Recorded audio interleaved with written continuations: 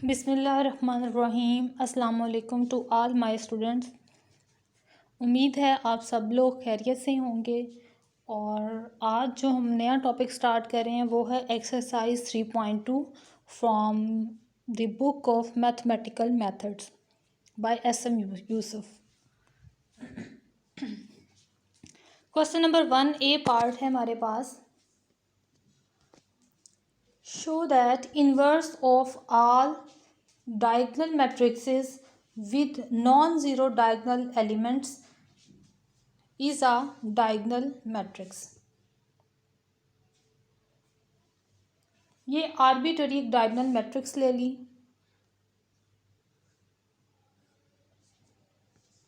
जिसमें एलिमेंट्स हैं डायगोनल में D1, D2 up to so on Dn।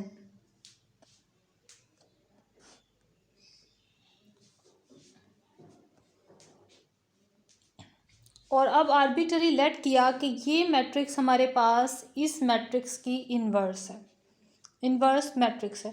तो आर्बिट्ररी इसके एलिमेंट्स ले लिए B11, B12, 13 up to so on B1n। और इसी तरह ये नीचे B21 अप टू सो नीचे तक ये Bn1। और ये इसी तरह से चलते चलते Bnn। और ये हम लेट कर रहे हैं कि ये हमारे पास ऊपर ए मैट्रिक्स का इन्वर्स रिजल्ट है। यानी इन दोनों को ए और बी को अगर मल्टीप्लाई करवाएं तो आइडेंटिटी मैट्रिक्स आ जाएगी। सिंपल डेफिनेशन से इन्हें मल्टीप्लाई करवा लिया। अब मल्टीप्लाई करवाया है हमने यहाँ पर, तो ये लेफ्ट जो मैट्रिक्स है ये इक्वल होगी हमारे पास इस राइट मैट्रिक्स के। सो बाय कंपैरिजन फर्स्ट एलिमेंट के इक्वल, सेकंड एलिमेंट के इक्वल। तो इस कंपैरिजन से हम हमारे पास जो बी मैट्रिक्स है उसके एलिमेंट्स की नोटेशन आ जाएगी। हम यहाँ पर सिर्फ डायगोनल एलिमेंट्स को कंपेयर करवा लेते हैं, यानी इस एलिमेंट को कंपेयर करवाते हैं कि इक्वल टू 1 है। तो B11 D1 is equal to 1 आ गया, जहाँ से B11 का रिजल्ट आ गया 1/D1। इसी तरह जब इस एलिमेंट को कंपेयर करवाएंगे तो ये इस 1 के इक्वल आएगा, यानी B2 इज़ इक्वल टू 1। और B22 की वैल्यू निकालें तो ये इक्वल है 1/D2। यानी B11 का रिजल्ट आ गया D1, B22 का रिजल्ट आ गया 1/D2।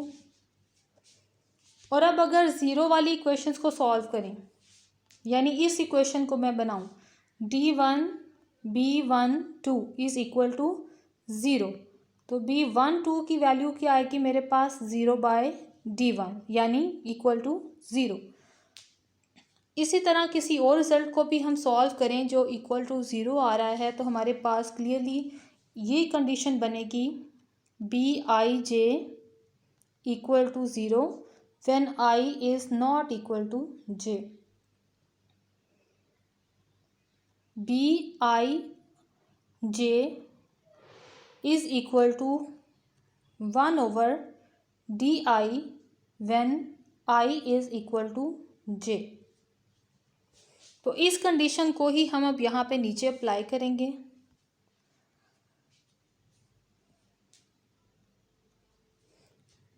इस कंडीशन के अकॉर्डिंगली हमारे पास बी मैट्रिक्स के एलिमेंट्स बन गए 1/D1, 1/D2 up to so on 1/Dn। This is a diagonal matrix. So inverse of a diagonal matrix is diagonal matrix. B part है हमारे पास, so inverse of a scalar matrix is a scalar matrix. Scalar matrix हमारे पास एक ऐसी matrix होती है जिसके डायगोनल के तमाम एलिमेंट्स सेम हो और बाकी अपर ट्राइंगल और लोअर ट्राइंगल के एलिमेंट्स जो हैं वो 0 हो। और अब हमें यहाँ से इसका इन्वर्स फाइंड आउट करना है कि स्केलर मैट्रिक्स का इन्वर्स भी स्केलर ही होता है। तो बी आर्बिट्ररी मैट्रिक्स ले ली, उसी तरह से मल्टीप्लाई करवा लिया और ये इसका रिजल्ट भी इक्वल टू आइडेंटिटी। दोनों साइड्स को कंपेयर करवाएं। सेम प्रीवियस क्वेश्चन की तरह दोनों साइड्स को कंपेयर करवाएं तो हमारे पास ये नोटेशन बन जाएगी ABij = 0। और इसको सॉल्व करते हुए हम नीचे प्रोसेस करें तो Bij = 0 when I is not equal to j।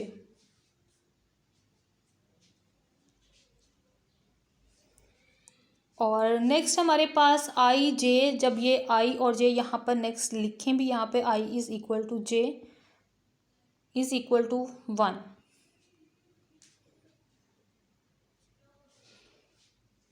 Bij की वैल्यू आ जाएगी हमारे पास 1/a, यानी जब ये इक्वल हैं तो Bij का रिजल्ट है 1/a। तो Ij इक्वल सिर्फ और सिर्फ डायगनल में होते हैं, तो डायगनल के अलावा तमाम एलिमेंट्स 0 आ रहे हैं हमारे पास और डायगनल के एलिमेंट्स 1/a। सो इन एलिमेंट्स की रिप्लेसमेंट कर दी तो हमारे पास बी मैट्रिक्स आ गई, एक scalar matrix. Question number 2 of exercise 3.2, for a non singular matrix A show that A has power n inverse is equal to A inverse has power n।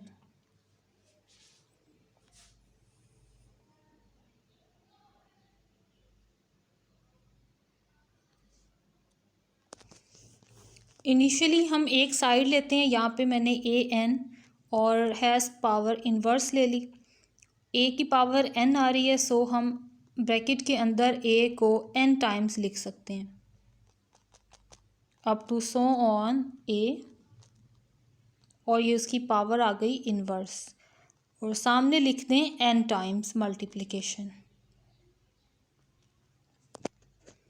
हमारे पास एक लॉ है AB whole inverse is equal to B inverse A inverse. तो इस definition को हम इस bracket पे अप्लाई करेंगे।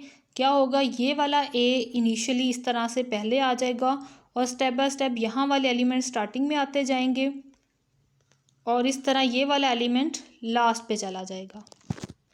तो इस फार्मूला को यूज़ करते हुए मैंने फार्मूला ओपन किया, ब्रैकेट ओपन की, A inverse up to so on A inverse, और ये भी कितने टाइम्स मल्टीप्लाई होंगे, n टाइम्स।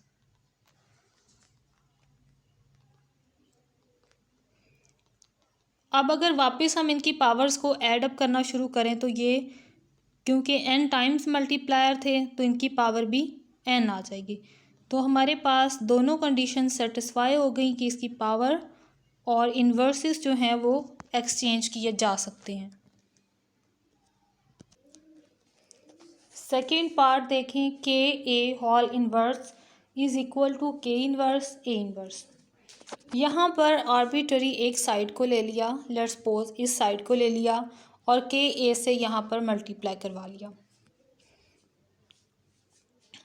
अब हमारे पास कम्यूटेटिव प्रॉपर्टी स्केलर के साथ होल्ड करती है, ये यहाँ पर इन दोनों की पोजीशंस जो हैं वो चेंज करती। के और के इन्वर्स कंबाइन होकर हमारे पास 1 बनेंगे, यहाँ पर 1 आएगा। आइडेंटिटी शोज अ मैट्रिक्स, यहाँ पर आपने 1 लिखना है क्योंकि के और के इन्वर्स मैट्रिक्सेस नहीं हैं बल्कि स्केलर क्वांटिटी है हमारे पास। सो इसको 1 आप लोग अपने नोट्स पर लिखो, ठीक है। A inverse is equal to identity, so ये इक्वल टू आइडेंटिटी आ गया।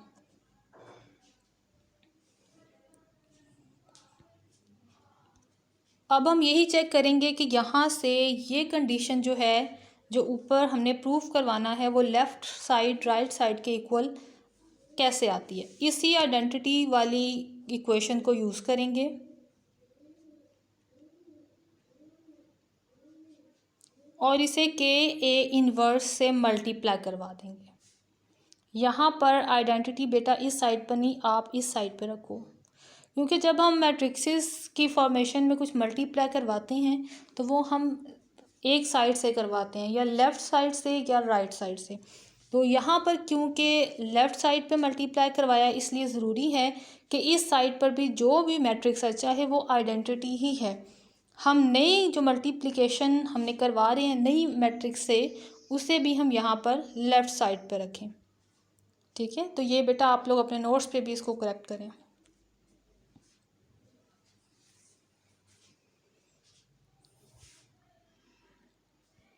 यहाँ से अब ये ब्रैकेट यहाँ से मूव करके एसोसिएटिव प्रॉपर्टी के अकॉर्डिंगली इन दोनों को हम कंबाइन करेंगे।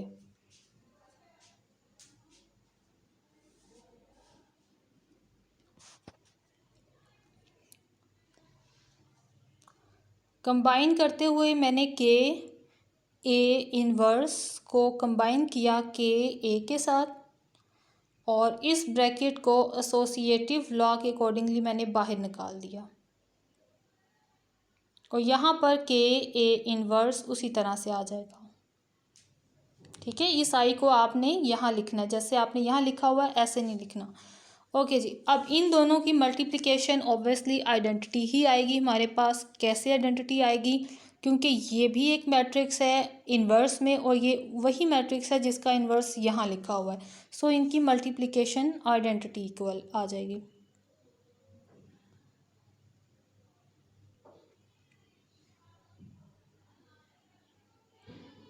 और अब ये ला हमारे पास बन गया। इसके बाद हमारे पास ये इक्वेशन आएगी। ये मैं जैसे करवा रही हूँ वैसे करें। यहाँ पर स्टूडेंट आपने मिस्टेक्स की हुई हैं, मैं आपको यहाँ से भी आगे खुद ही करवाती हूँ। हमारी कंडीशन यहाँ तक पहुँच चुकी थी के ए होल इनवर्स के इनवर्स ए इनवर्स, साथ साथ आप कॉपी लेके नोट करते जाया करें इन रिजल्ट्स को। K inverse A inverse is equal to k A whole inverse, क्योंकि यहाँ पर आइडेंटिटी है और यहाँ पर भी आइडेंटिटी है, तो आइडेंटिटी कैंसिल नहीं करते, आइडेंटिटी को मल्टीप्लाई करवाते हैं। और किसी भी मैट्रिक्स से आइडेंटिटी को मल्टीप्लाई करवाएं, उसमें कोई फ़र्क नहीं आता। ये हमारा रिज़ल्ट ऐसे ही नीचे आ जाएगा। ओके, यहाँ तक ये आपका प्रूफ है। नेक्स्ट हमारे पास ये ला है, A inverse whole transpose is equal to A transpose inverse. तो इसको प्रूव करते हैं सबसे पहले। अब दोनों में से कोई एक साइड ले लें। लेट्स सपोज ये साइड ले ली ट्रांसपोज वाली, इन्वर्स वाले की बजाय ट्रांसपोज वाली साइड ज़्यादा बेहतर है। इस ट्रांसपोज वाली साइड यानी लेफ़्ट साइड को लेते हुए ए ट्रांसपोज से इसको मल्टीप्लाई करवा के चेक करें, यानी इन्वर्स के अंदर वाला जो ये रिज़ल्ट है इससे मल्टीप्लाई करवा रहे हैं हम। ये ट्रांसपोज से इसको मल्टीप्लाई करवाया, तो देखिए इस पे भी ट्रांसपोज है, इस पे भी ट्रांसपोज है, तो हम इस प्रॉपर्टी से इसको सॉल्व कर रहे हैं।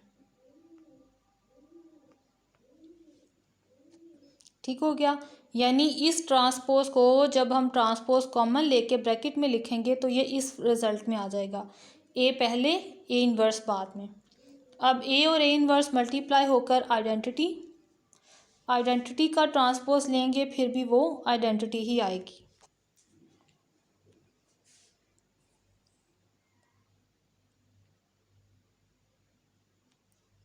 अब यहाँ पर इसी रिज़ल्ट को ले लिया नीचे, और जो हमारे पास इक्वल टू के दूसरे साइड पर रिज़ल्ट लिखा हुआ है यहाँ पर इससे मल्टीप्लाई करवा दिया।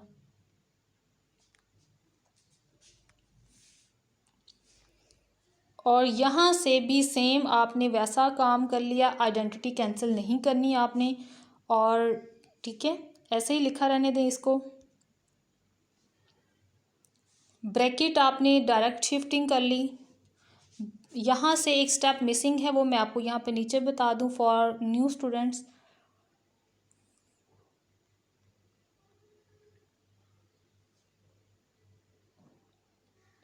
ये हमारे पास है, और अब हमने इसको मल्टीप्लाई करवाया है ट्रांसपोज इन्वर्स के साथ।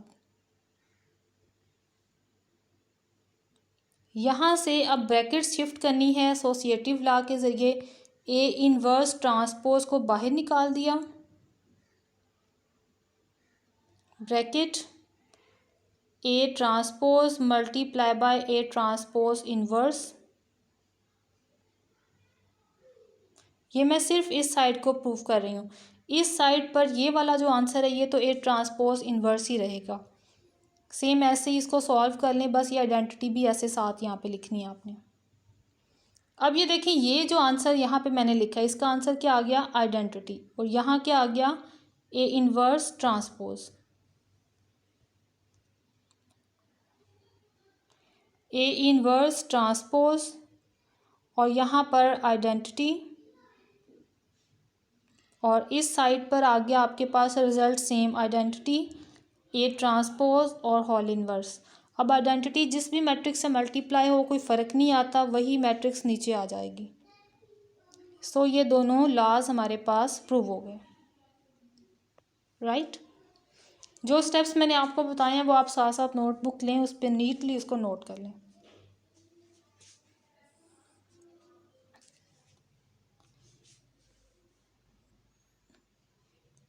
नेक्स्ट, अब ये फोर्थ लॉ है हमारे पास, ए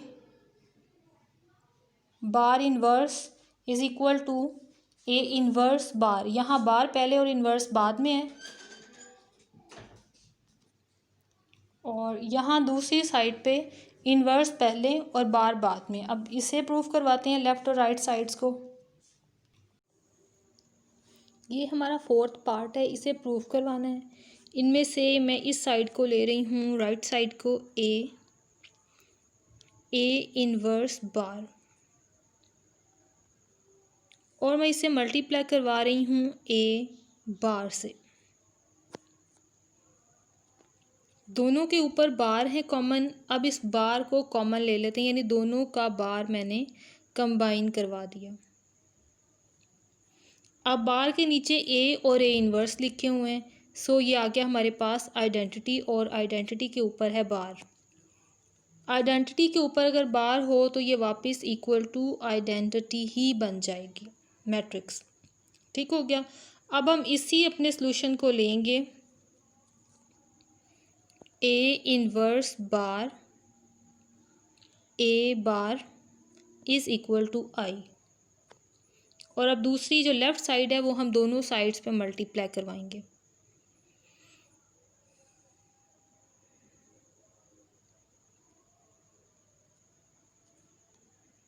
ए इन्वर्स ए बार पहले और इन्वर्स बाद में इज़ इक्वल टू आई, और अब ये ए बार और ब्रैकेट से बाहर इन्वर्स। ये लिखते हुए ज़रा क्लियरली लिखा करें, जो ब्रैकेट के अंदर है उसे अंदर लिखें, जो ब्रैकेट से बाहर है उसे बाहर लिखें। जैसा कि ये बार अब ब्रैकेट के अंदर है और ये वाला जो बार है ये इन्वर्स के ऊपर है, यानी ए इन्वर्स पहले है और बार बाद में है। अब इस पे एसोसिएटिव लॉ अप्लाई करेंगे, ये जो थ्री हमने कंबाइन की हुई हैं, एसोसिएटिव लॉ के अकॉर्डिंगली ये साइड पे और ये दोनों कंबाइन।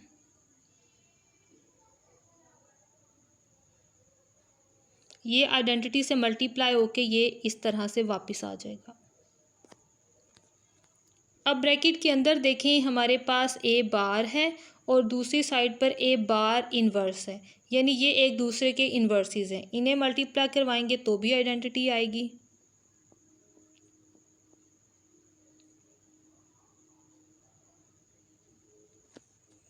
आइडेंटिटी से मल्टीप्लाई होके वापस यही रिजल्ट। सो ये हमारा प्रूफ हो गया, left hand side is equal to right hand side. अब इसी तरह का एक और हमारे पास फिफ्थ प्रूफ है।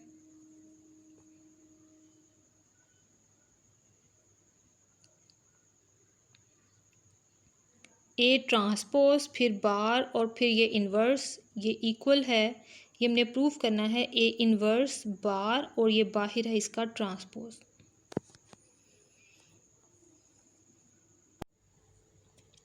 यहाँ से इस इन्वर्स वाले केस को लेंगे,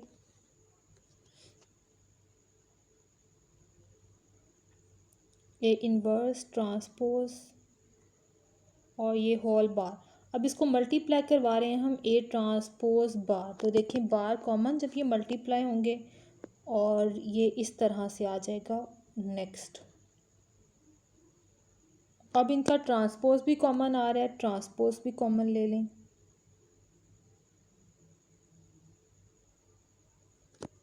अब ये ट्रांसपोज के अंदर ए इनवर्स कंबाइन हो गई, यानी ये बन गई आइडेंटिटी। आइडेंटिटी की पावर आ गई टी। उसी तरह ट्रांसपोज और ऊपर बार, आइडेंटिटी का ट्रांसपोज लिया जाए आइडेंटिटी आ जाएगी, उसका बार लिया जाए वो वापस आइडेंटिटी ही रहेगी। अब हम क्या करेंगे, हम इस इक्वेशन को यूज़ करेंगे जो अभी हमने ऊपर बनाई है, A inverse bar transpose multiply by A bar, ऊपर से चेक कर लें,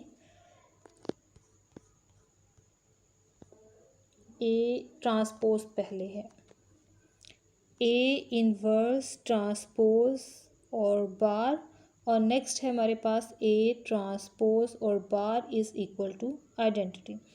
अब जो दूसरी साइड रहती है हमारे पास वो हम दोनों साइड्स पे मल्टीप्लाई करवा लेंगे।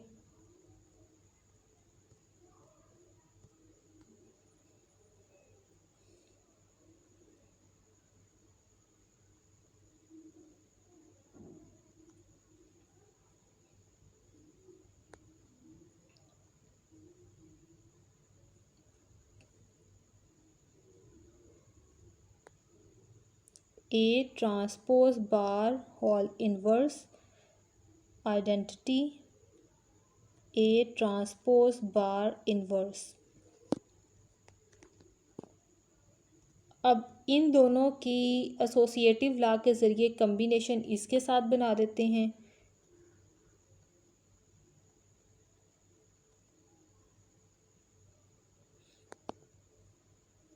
ए ट्रांसपोज बार और नेक्स्ट है ए ट्रांसपोज बार इनवर्स,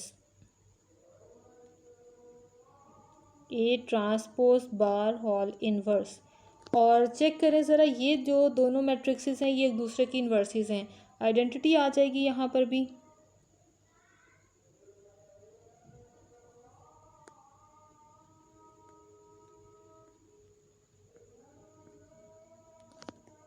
सो ये left hand side is equal to आ गया हमारे पास राइट हैंड साइड के रिजल्ट के।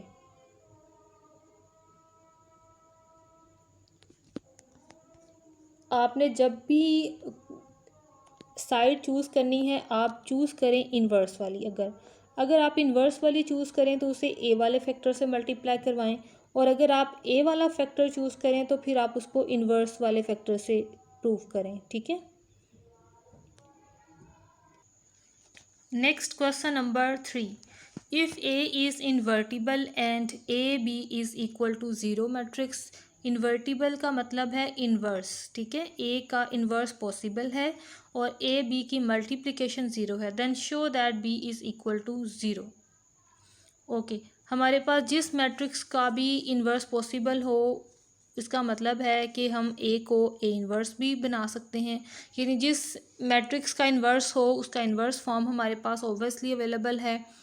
सो A inverse equal to identity ही हम लिखेंगे और ये भी हम आइडेंटिटी ही लिखेंगे। हमारे पास ये कंडीशन है A B product is equal to zero और ए इन्वर्स भी पॉसिबल है, तो दोनों साइड पे हम क्या करेंगे, ए इन्वर्स मल्टीप्लाई करवा देंगे। यहाँ से आंसर ज़ीरो आ जाएगा और यहाँ से एसोसिएटिव लॉ के ज़रिए ये ए इन्वर्स और ए को हमने सेपरेट कर लिया। इस साइड पे जाने की बजाय आप डाउनवर्ड आए, ठीक है। ओके, अब ये आ गया simple B is equal to zero. सो किसी भी मैट्रिक्स को आइडेंटिटी से मल्टीप्लाई करवाएं तो वही मैट्रिक्स आती है। Next question number 4, let A and B be distinct n by n matrices with real entries, यानी उसके जो नंबर्स हैं वो हमारे पास रियल हैं। इफ़ ए बी स्क्र, ये कंडीशंस गिवन है, A B square is equal to B A square and A cube is equal to B cube, then show that A square plus B square is not invertible. यानी A B matrixes ऐसी matrixes हैं जो इस condition को भी satisfy करती हैं और इस कंडीशन को भी सेटिस्फाई करती हैं। हमने ये बताना है ए स्क्र प्लस बी स्क्र अगर सॉल्व किया जाए तो ये ऐसी मैट्रिक्स बनती है जिसका इन्वर्स पॉसिबल नहीं है। और एक और कंडीशन भी हमें ये दी हुई है, ए बी जो है वो डिस्टिंक्ट मैट्रिक्सेस हैं, यानी मुख्तलिफ मैट्रिक्सेस हैं। तो सबसे पहले हम इसी कंडीशन को यूज़ करते हैं, ये गिवन, शाबाश, ठीक है। सपोज इज़ इन्वर्टिबल, ये लेट कर लिया कि A square plus B square is invertible है। आर्बिट्ररी मैट्रिक्सेस को अरेंज कर लिया ए माइनस बी नोटेशन में। किसी भी मैट्रिक्स को आइडेंटिटी से मल्टीप्लायर की फॉर्म में ऐसे लिखा जा सकता है, ठीक है। यानी अगर कहीं बी लिखा हो तो हम उसे आई बी भी लिख सकते हैं, ए लिखा हो उसे आई ए भी लिख सकते हैं।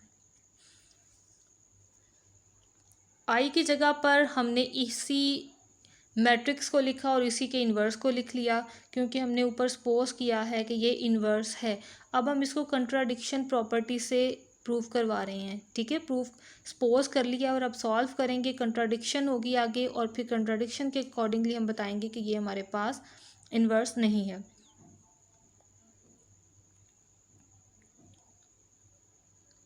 ए स्क्वायर प्लस बी स्क्वायर को ए माइनस बी से मल्टीप्लाई करवा लिया, ये मैट्रिक्सेस आ गई।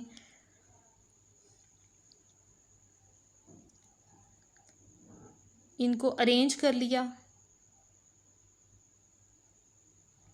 अरेंज करने के बाद जो ये हमारे पास रिजल्ट्स हैं इनको अब इसमें सब्स्टिट्यूट कर देंगे। देखें ए क्यूब बी क्यूब, यहाँ पर बी क्यूब आएगा तो ये कैंसिल, यहाँ पर ये वाला रिजल्ट जब इंटर होगा तो यहाँ से ये दोनों फैक्टर भी कैंसिल हो जाएंगे। वेल अब ये सारी कंडीशन मल्टीप्लाई होकर ज़ीरो, और जब ये इक्वल टू ज़ीरो आ गया हमारे पास तो बी को इस साइड पर लेकर आए तो A is equal to B condition को सेटिस्फाई कर रहा है। और अगर ये इस तरह से है तो हमने तो ऊपर क्वेश्चन में ये दिया हुआ है कि A and B are distinct N by N matrices, लेकिन यहाँ तो इक्वल आ गई। इसका मतलब है A square plus B square जो हमने प्रूफ सपोज किया हुआ था कि ये इन्वर्स रखता है, कंट्राडिक्शन आ गई, इसलिए ए स्क्वायर प्लस बी स्क्वायर जो है वो इन्वर्स नहीं रखता।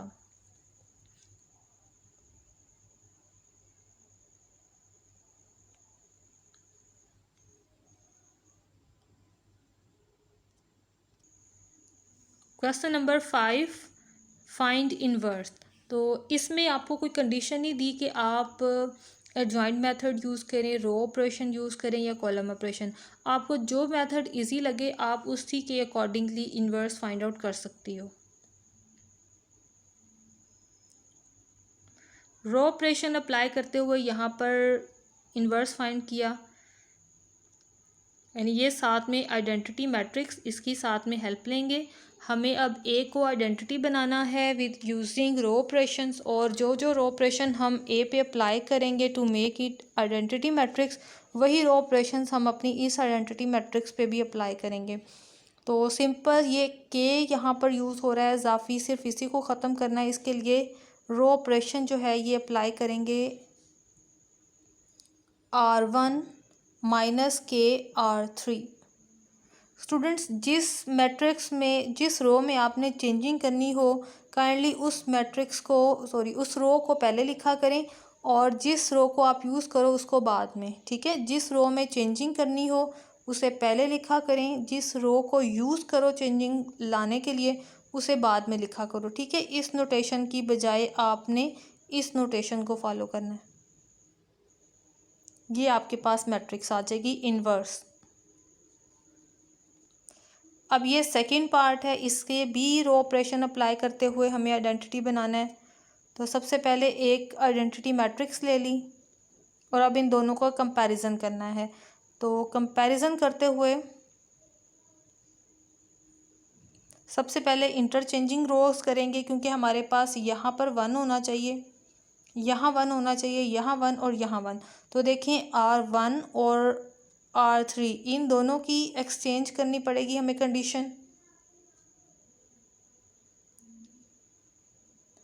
तो ये यहाँ पर लिखेंगे इंटरचेंजिंग R1 बाय R3।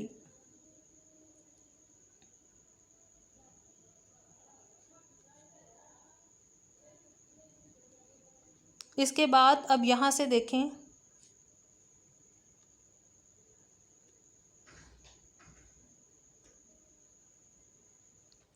यहाँ से R2 और R3 की भी हमें अब चेंजिंग करनी है, इसकी भी अगेन चेंजिंग बंद कर ली हमने।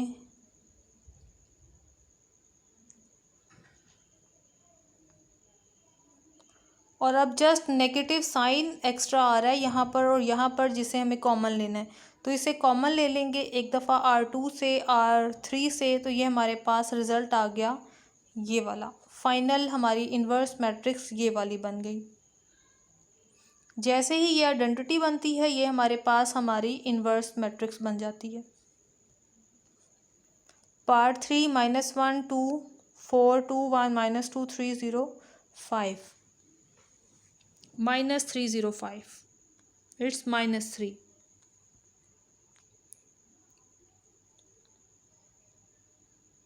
इसमें से सबसे पहले नेगेटिव साइन कॉमन ले लिया। यहाँ से मैं आपको जस्ट रो ऑपरेशंस कॉल करूँगी और वही यहाँ पर अप्लाई हुए हैं और करेक्ट भी हैं। और अब इस 1 को R1 को यूज़ करते हुए इस एलिमेंट को और इस एलिमेंट को 0 बना लें और वही रो ऑपरेशन साथ साथ इन मैट्रिक्सेस पे भी, यानी आइडेंटिटी मैट्रिक्सेस पे भी अप्लाई करते जाएं। ये इस साइड पे रो ऑपरेशंस लिखे हुए हैं। यहाँ पर भी आप वही चेंजिंग करो बेटा। ये R2 -2 R1 और नीचे R3 -4 R1, ठीक है। जिसमें चेंजिंग की जाए उस मैट्रिक्स को पहले लिखते हैं।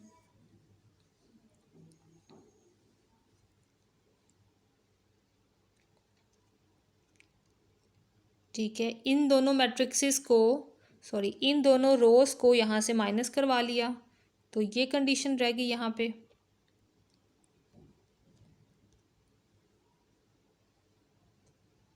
R3 -R2 operation, interchanging R2 and R3, क्योंकि यहाँ पे 1 चाहिए था तो 1 को स्टार्टिंग पे ले आए, ठीक हो गया। अब यहाँ से इस 1 को यूज़ करते हुए इसे 0 बनाना है और इसे 0 बनाना है। इसके लिए ये वाले रो ऑपरेशंस यूज़ किए। बस ये R1 को पहले लिखें यहाँ पर और यहाँ से भी R3 को पहले लिखें, ठीक है। वही चेंजिंग जो आपको बताई है वो यहाँ पे कर लें और साथ साथ ये ऑपरेशंस यहाँ भी अप्लाई किए। ये फॉर्मेशन रह गई हमारे पास। अब सिंपल ये वाले नंबर्स हैं जिन्हें 0 बनाना है, इन्हें ऐड करेंगे इसमें और इसे सब्ट्रैक्ट करेंगे इसमें, तो हमारी कंडीशन सेटिस्फाई हो जाएगी।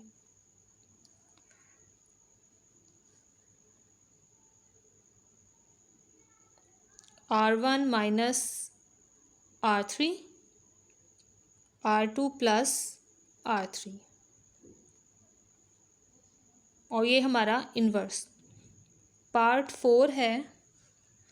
पार्ट 4 को भी इसी तरह रो ऑपरेशंस अप्लाई करते हुए सॉल्व किया। कंप्लीट प्रोसीजर जो है पहले से ही मैंने आपको अपने लेक्चर्स में बताया हुआ है कि रो ऑपरेशन कैसे अप्लाई करना है और किसी भी मैट्रिक्स का इन्वर्स किस तरह से फाइंड आउट करना है, वो सारा मेथड इन डिटेल खुद आपको सॉल्व करके मैंने पहले से जो लेक्चर्स में बताया हुआ है उन्हें देख लें। उसमें भी मैंने आपको सेम ये वाली जो चीज़ है ऐसे ही बताई हुई है कि R3 -2 R1 को यूज़ करें।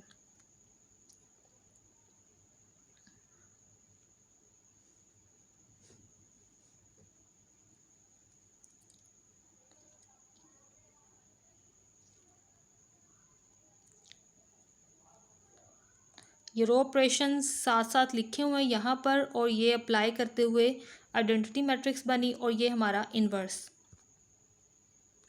साथ 5th पार्ट है जिसमें इमेजिनरी रिजल्ट दिया हुआ है और इसका इन्वर्स फाइंड करना है। इसके हवाले से भी आपको मैंने पहले अपने प्रीवियस लेक्चर्स में भी आपको बताया है, किसी इमेजिनरी मैट्रिक्स का अगर आपने इन्वर्स फाइंड आउट करना है तो आपने क्या मेथड यूज़ करना है। 2x2 मैट्रिक्स है ये हमारे पास 2x2 ऑर्डर की। तो सबसे पहले आपने क्या करना है, इसका एडजॉइंट फाइंड आउट कर लें। इसका नाम रख लें A या आर्बिट्ररी कोई और नाम रख लें। ये लेट किया मैंने कि ये मेरे पास A के इक्वल है।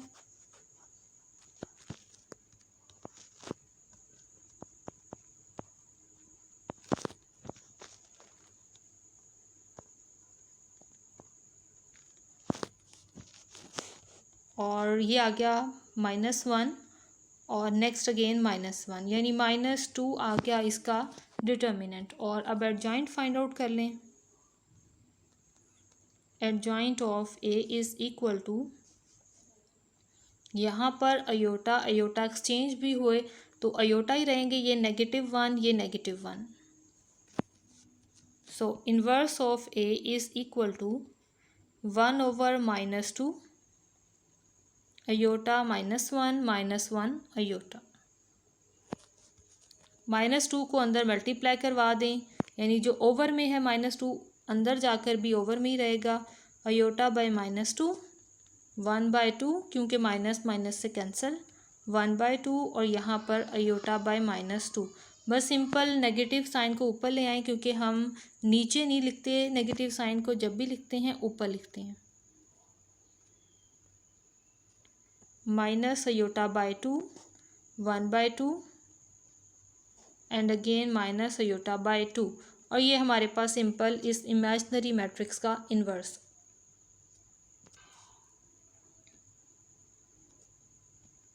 Aorta 2 -1 -1 0 0 2 iota 2 1।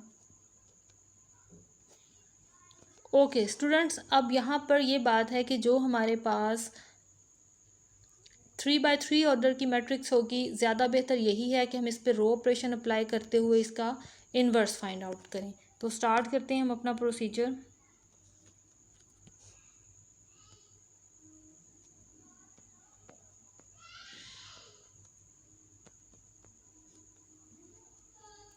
टू अयोटा 2 1 और साथ में आती जाएगी ये आइडेंटिटी मैट्रिक्स भी।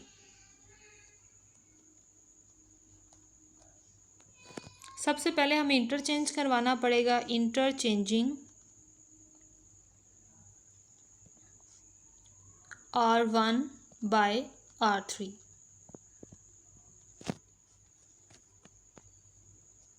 -1 0 1 2 0 2 अयोटा -1 2 अयोटा, और यहाँ से ये चेंज होकर आ गया 0 0 1 0 1 0 1 0 0।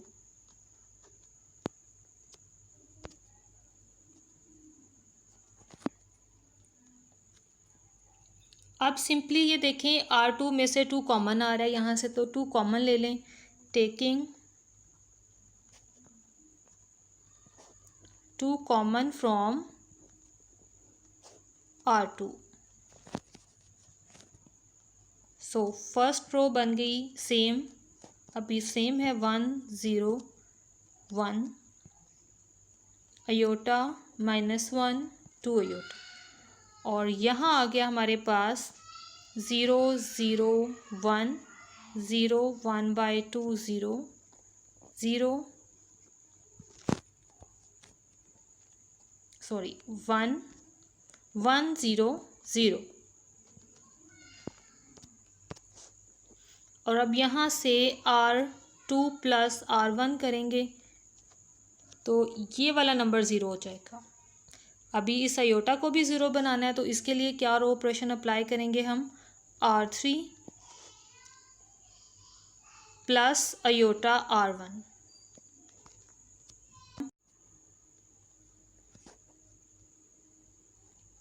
-1 0 1 0 0 2, यहाँ आ गया 0 -1, और नेक्स्ट आ गया नीचे 2 अयोटा, और जब इस 1 को अयोटा से मल्टीप्लाई करवाएंगे तो प्लस अयोटा, यानी टोटल आंसर आ गया 3 अयोटा, और ये यहाँ पे लिखा मैंने 3 अयोटा। अब अपनी आइडेंटिटी वाली मैट्रिक्स को चेक करते हैं और उसे कम्प्लीटली सॉल्व करते हैं। R1 एज इट,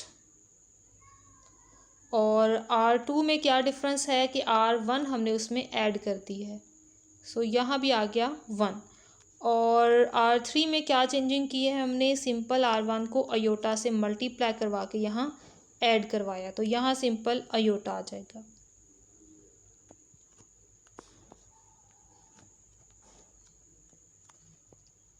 अब इस 2 को मज़ीद कॉमन ले लेंगे ताकि यहाँ 1 आए और हम इस 1 को और इस नंबर को भी यहाँ से रिमूव कर सकें।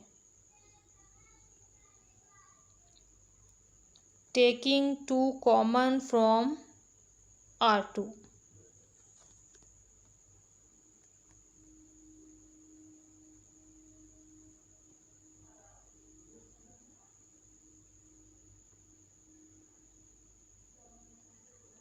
One by 2 10 iota. ओके, अब हम रो ऑपरेशन अप्लाई करते हैं R1 minus R2, R3 minus 3 iota R2. Simple, यहाँ 0, यहाँ 1 और यहाँ भी 0. R2 as it 0 1/4 1/2. और R1 में हम क्योंकि R2 को माइनस करवा रहे हैं सो यही फैक्टर्स ऊपर आ जाएंगे. 1 माइनस 1/2 तो आंसर आ गया 1/2. R3 में इंटरचेंजिंग हो रही है तो यहाँ पहले 1 का 1 आ जाएगा और नेक्स्ट आ रहा है 1/4 after multiplying prime bye minus 3 iota. और नेक्स्ट आ गया हमारे पास iota. Iota after multiplying by this number we get 3 iota by 2. LCM 2 iota minus 3 iota is equal to minus 1/2 and iota.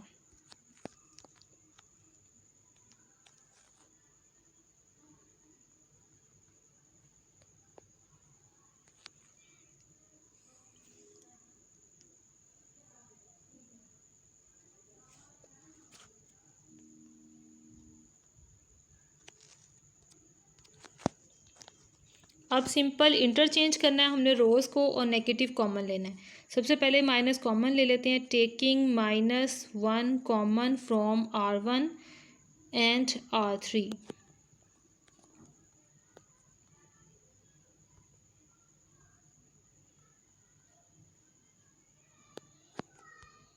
ये आ गया हमारे पास 0 1/4 माइनस 1/2.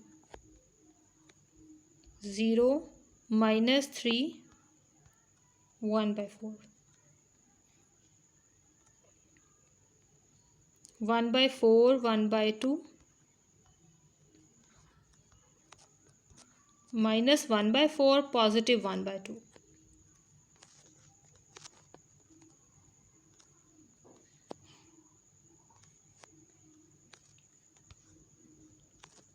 1 दोनों पॉजिटिव हो जाएंगे. 3 iota by 2 and iota by 2. और यहाँ से इनके साइंस भी चेंज हो जाएंगे क्योंकि हमने नेगेटिव साइन कॉमन ले लिया है.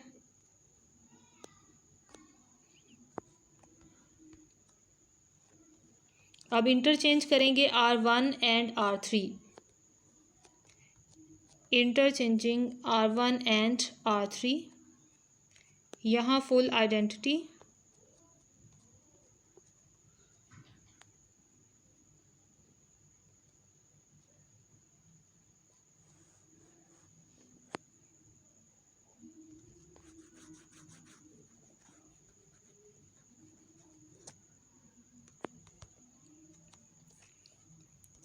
R2 and R3.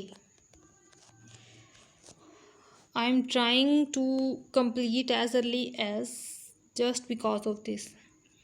Okay, interchanging R2 and R3.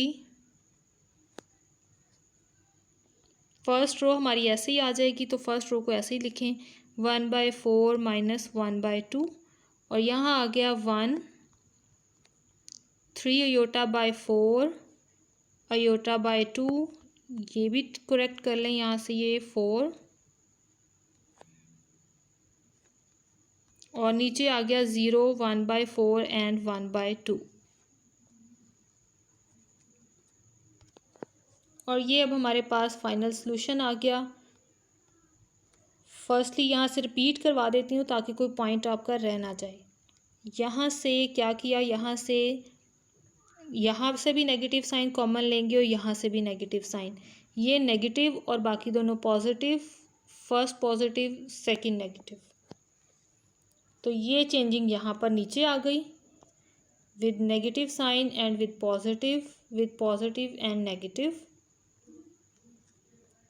और इसके बाद यहाँ पर इंटरचेंज करने के बाद ये रिजल्ट आ गया and that's our inverse of the given matrix. ये क्वेश्चन नंबर 6 फर्स्ट पार्ट। आपको मैंने ऑल क्वेश्चंस जो हैं ये समझाया हुआ है, लेकिन यहाँ पर आपको मैं फाइनल सॉल्यूशन दे रही हूँ ताकि अगर किसी को प्रॉब्लम हो तो वो अपने स्टेप्स को यहाँ से मैच करता हुआ अपना फुल आंसर जो है वो फाइंड आउट कर सके। ठीक है, तो स्टेप बाय स्टेप मैं इस क्वेश्चन को सॉल्व करके आपको दिखा रही हूँ।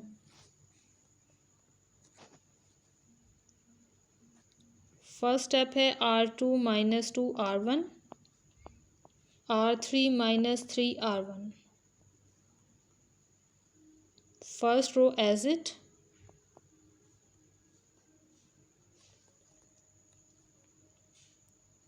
ज़ीरो ज़ीरो, ये मैंने फाइनल सॉल्यूशन आपको दे रही हूँ ताकि आप अपने आंसर्स को मैच कर सको।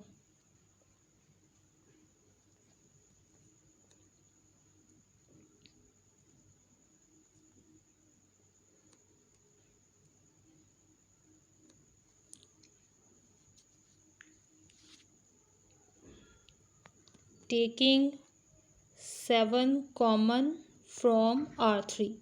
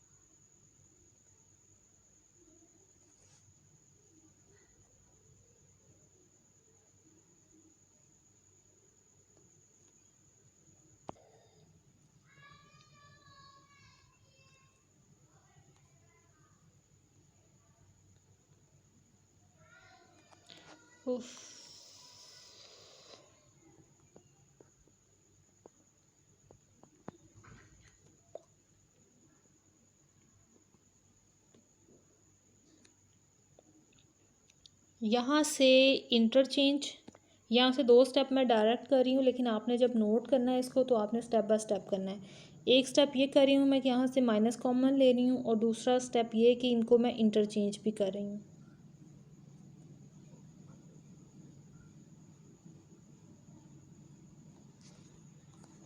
Zero zero 1 - 10/7। हमें क्योंकि यहाँ पे इस क्वेश्चन को रिड्यूस एचेलॉन फॉर्म में चेंज करना है, इसलिए मैं साथ साथ इंटरचेंज भी कर रही हूँ। अब ऐड करेंगे तो हमारा आंसर कंप्लीट हो जाएगा। हाफ R2 + R1, यहाँ पे मैंने क्या किया, मैंने इंटरचेंज किया है 2 और 3 को, और माइनस कॉमन ले लिया है मैंने R3 से। आफ्टर चेंजिंग मैंने ये स्टेप अप्लाई किया।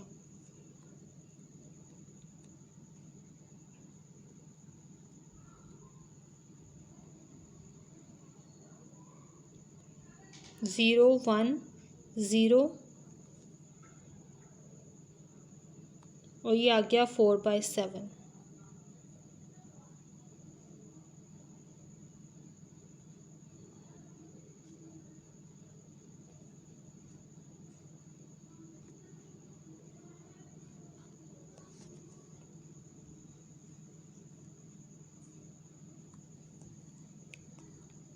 अब इस 1 को भी यूज़ करके इस 3 को 0 बनाना है हमने, और इस 1 को यूज़ करके इस -2 को 0 बनाना है। तो ये अभी 2 स्टेप हमारे रहते हैं।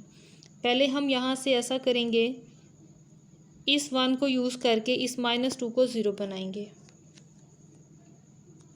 यानी R1 + 2 R2।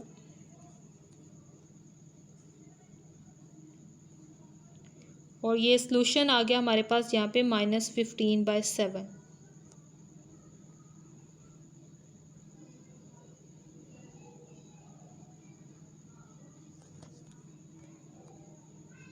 माइनस यहाँ पर क्योंकि नेगेटिव साइन है।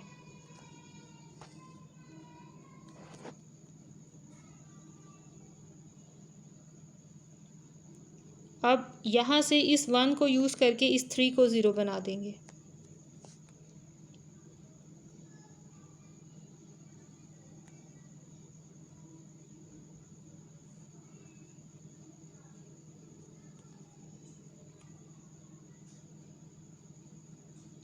और ये सॉल्व होकर यहाँ आएगा 15/7।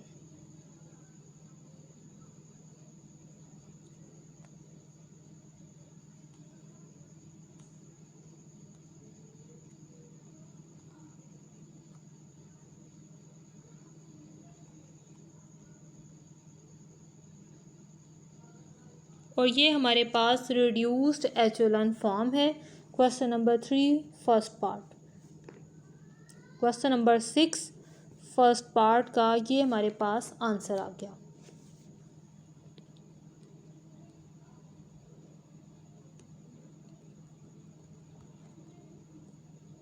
अब इसी का सेकंड पार्ट, जिसे भी दोबारा से रिड्यूस एचेलॉन फॉर्म में चेंज करना है।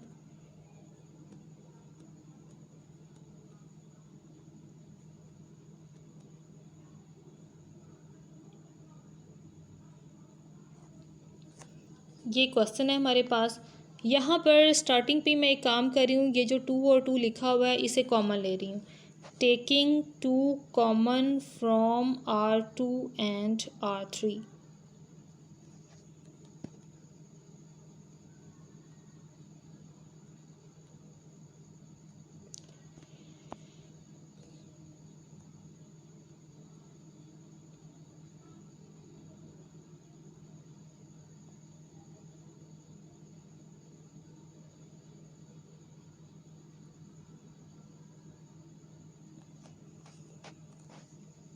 अभी सिंपल इनको माइनस कर देंगे।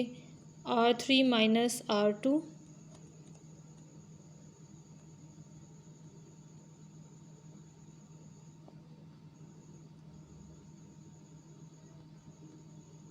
0 1 3 माइनस 2।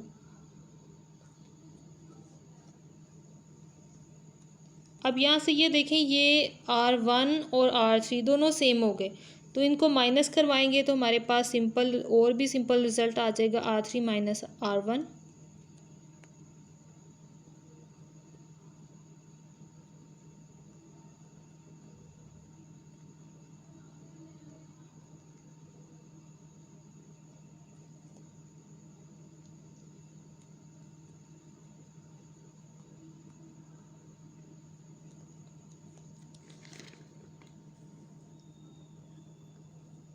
अभी क्वेश्चन नंबर 5 के 2 पार्ट्स रहते हैं। सॉरी, वो भी मैं भी आपको क्वेश्चन नंबर 6 के बाद कंप्लीट करवाती हूँ। Interchanging R1 by R2, 1 1/2, -2 3/2,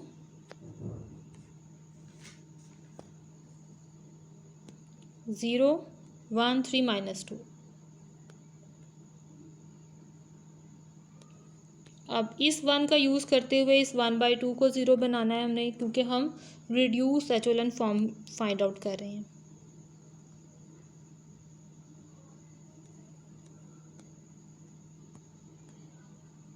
after complete solution ये आंसर आ जाएगा।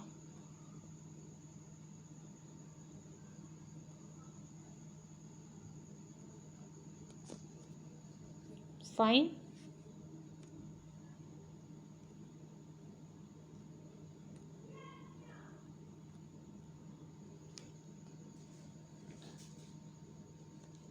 अब इसका थर्ड पार्ट है, जिसमें simple echelon form find out करनी है हमने।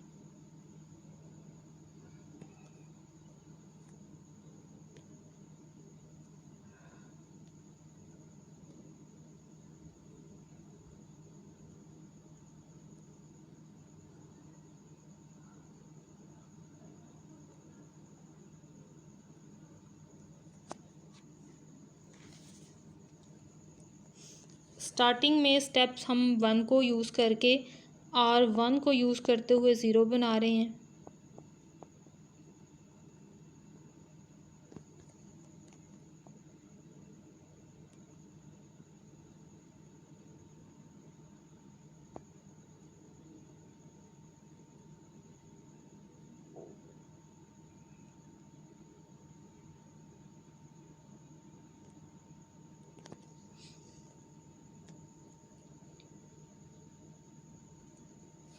R2 में से 3 कॉमन ले लेते हैं ताकि कैलकुलेशन और इजी हो जाए। Taking 3 common from R2 we get the result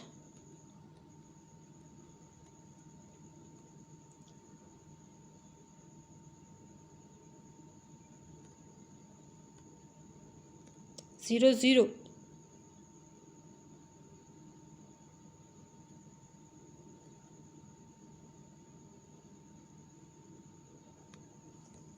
अब क्या करेंगे, इस 1 का यूज़ करते हुए इस 5 को 0 बना देंगे।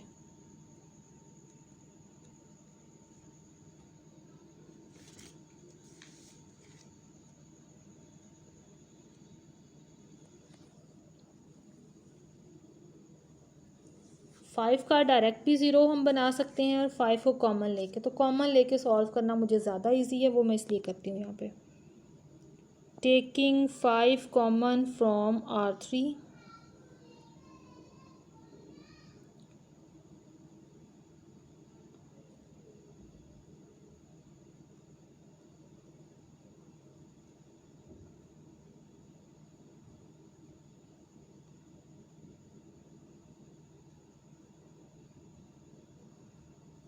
अब सिंपल सब्ट्रैक्ट करवा देंगे।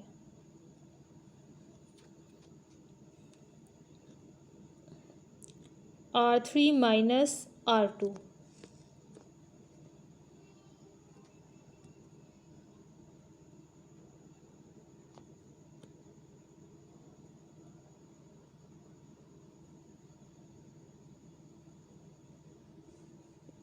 और यहाँ पे आंसर आ गया -2/5 और यहाँ पे -1/3 एज इट।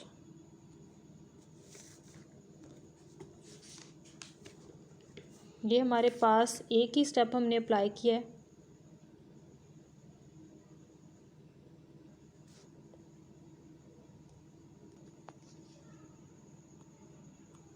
अब हमें यहाँ भी 1 चाहिए तो -2/5 को कॉमन ले लेंगे।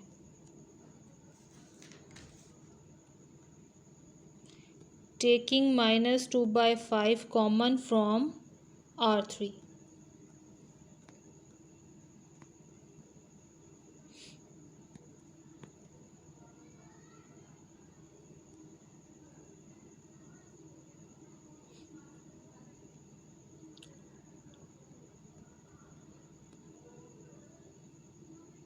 और यहाँ आ जाएगा 5/6।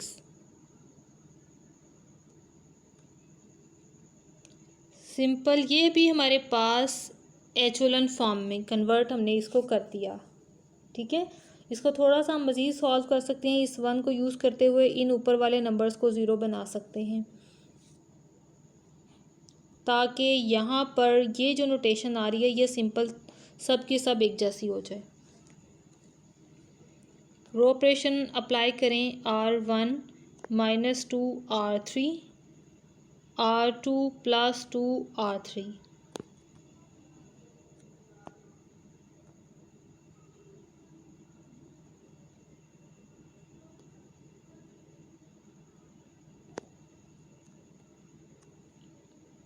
इन दोनों की जगह पर 0 आ जाएगा और इनकी जगह पर भी चेंजिंग कर देते हैं साथ ही।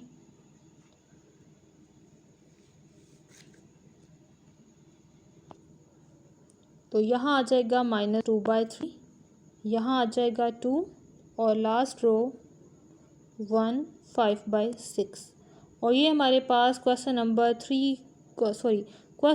6 का थर्ड पार्ट है एचोलन फॉर्म और ये हमारा question number 6 fourth part 1024 3 11 minus 5 minus 1 minus 5 3 1। Okay, और अब ये हमारे पास 4/4 ऑर्डर मैट्रिक्स है। इस पे हम अप्लाई करेंगे फर्स्ट कॉलम को ज़ीरो करने के लिए operations. R3 minus 2 R1 and R4 minus 4 R1।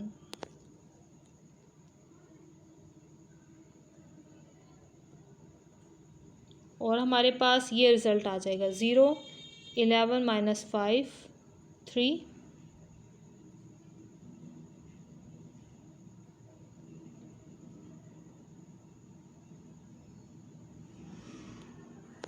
और सिंपल R2 को हम 3 और 4 में ऐड करेंगे तो 3 और 4 हमारे पास 0 बन जाएगी।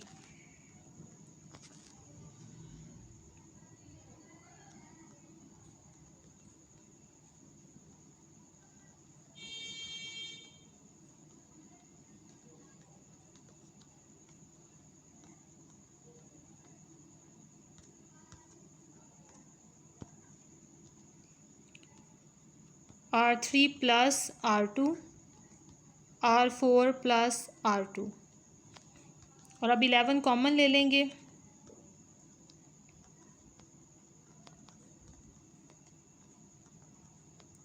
1 minus 5/11 and 3/11 0 0 0। अब इस 1 के साथ सिंपल बस इस 3 को 0 बनाएंगे और हमारा आंसर आ जाएगा।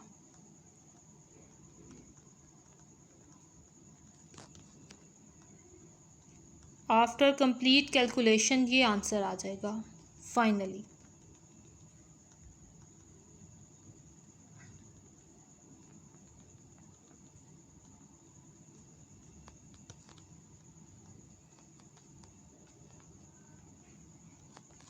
और ये question number 6 complete. Question number 5 के जो पार्ट्स रहते हैं वो अब कंप्लीट कर लेते हैं। पहले 7th पार्ट जिसमें हमारे पास ये मैट्रिक्स लिखी हुई है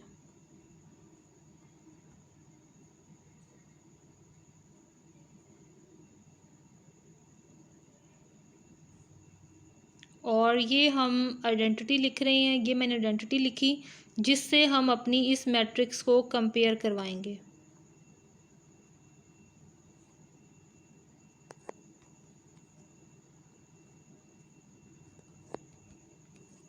interchanging R1 bye R3।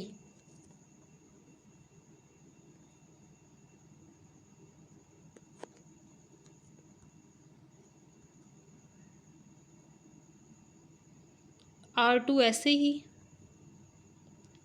R1 इसकी जगह पर और R4 ऐसे ही। और ये हमारे पास आंसर आ गया। यहाँ पर भी बस चेंजिंग करवा दें। R3 R1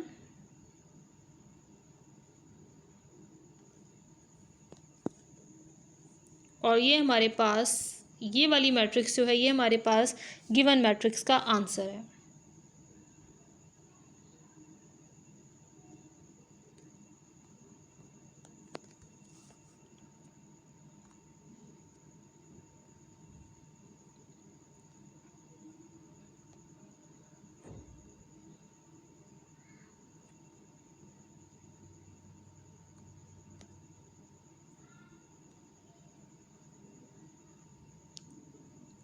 ज़ीरो ज़ीरो 1 2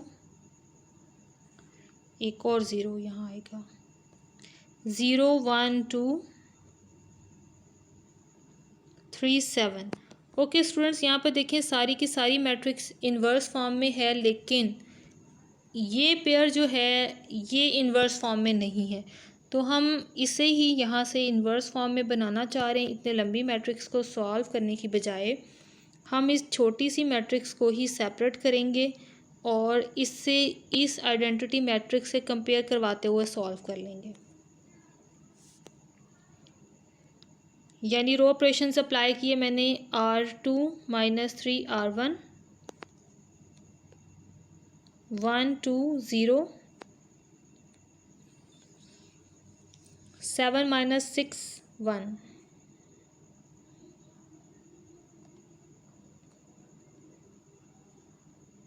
यहाँ आ गया -3 और यहाँ 1। अब इस 2 को 0 बनाते हैं तो R1 - 2 R2,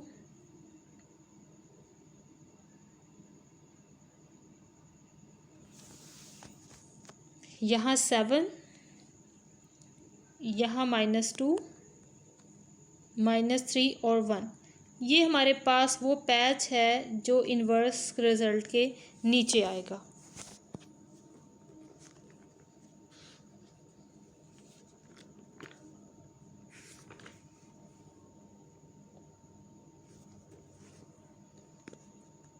so complete inverse matrix बनेगी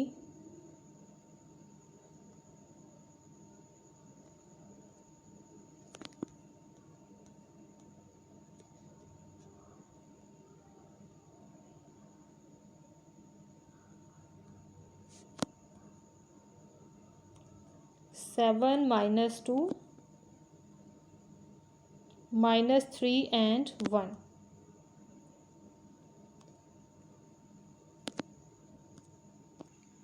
question number 7,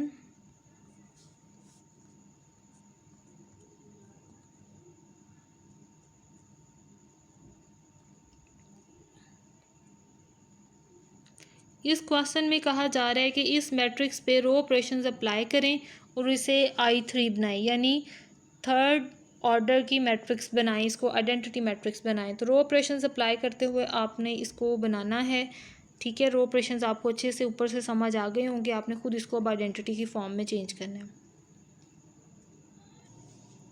question number 8 first part, जिसमें हमने रैंक फाइंड आउट करना है। मैट्रिक्स हमारे पास है, रो ऑपरेशंस अप्लाई करते हुए रैंक फाइंड आउट करेंगे। ये फिर वही बेटा वही मिस्टेक है, पहले आप R3 लिखो, -5 R1 लिखो और फिर R4 + 2 R1 लिखो। इस चीज़ को काइंडली ऐसे करेक्ट फॉर्म में लिखना है आपने।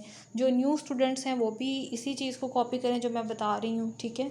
और जो प्रीवियस हैं वो भी इसी को फॉलो करें जो मैंने अभी बताया। ओके, यहाँ से देखें, अब कॉमन ली जा सकती हैं ये वाली टर्म्स, इन्हें कॉमन ले लें। ऊपर से -2 कॉमन, फिर -16 और फिर 9 कॉमन। और जब कॉमन ले लेंगे तो यहाँ पर सिंपल ठीक हो गया बेटा, आपने कॉमन नहीं लिया, आपने ऑपरेशंस अप्लाई कर दिए, ठीक है। आप ऐसे भी कर सकती हो, ठीक है। यहाँ पे 1 आया, इस 1 को यूज़ करते हुए यहाँ पर रो ऑपरेशन अप्लाई करते हुए 0 बना लिया और ये आ गया हमारे पास रिज़ल्ट। नॉन ज़ीरो रोज कितनी हैं? 2। सो इसका रैंक कितना हो गया? 2।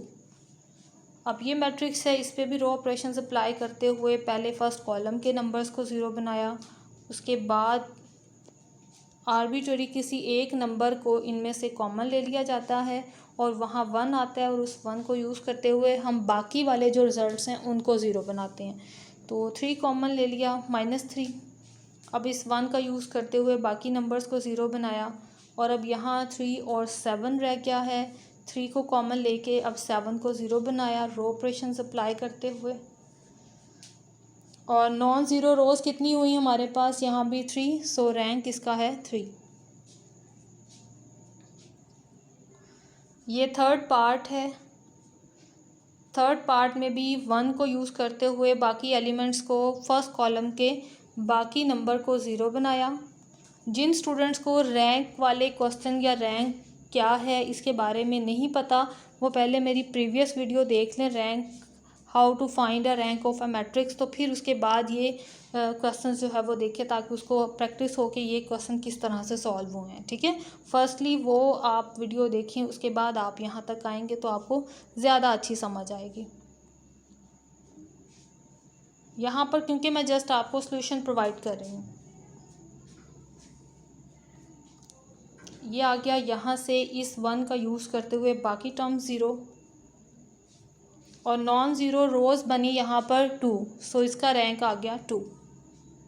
अब ये फोर्थ पार्ट है।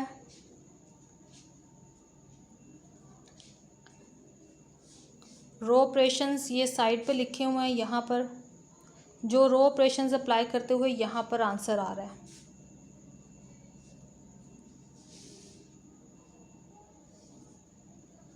ये वाली चेंजिंग आप ऊपर की डेफिनेशन जो मैं आपकी चेंज करवाती आ रही हूँ उसके मुताबिक चेंज करते जाएं, यानी जिसमें चेंजिंग हो वो पहले लिखें, जिसको यूज़ कर रहे हैं उसे बाद में लिखें। बाकियों को भी ऐसे ही शिफ्ट कर लें।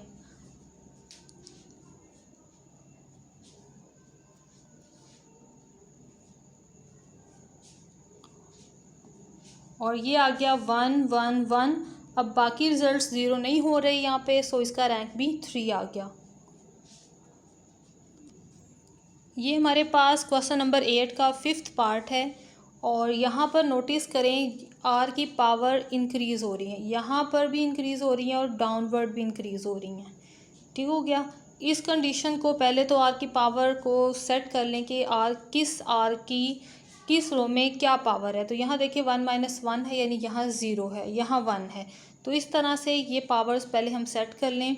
यहाँ भी ये सारी 0 टर्म है और ये n+1 है, तो यहाँ आर की पावर है n+1।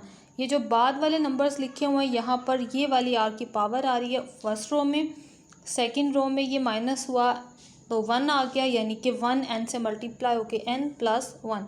तो ये सारी डिफरेंट वैल्यूज़ हैं, इसके अकॉर्डिंगली पहले हमने इसको सेट किया।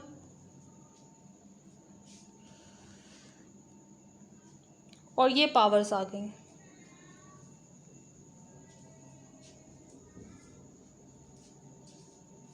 अब यहाँ से देखें स्टूडेंट्स, ए को आर एन से मल्टीप्लाई करवाएं और माइनस करें तो ये 0, इसे भी आर एन से मल्टीप्लाई करवाएं तो टोटल पावर कितनी हो जाएगी आर की n+1, जिसे यहाँ भी माइनस हो तो ये 0 हो जाएगा। सो सिंपली ये स्टेप्स हमारे ऑपरेशंस के लिए अप्लाई करवा रहे हैं, ये नीचे लिखे हुए हैं। R2 minus are N R1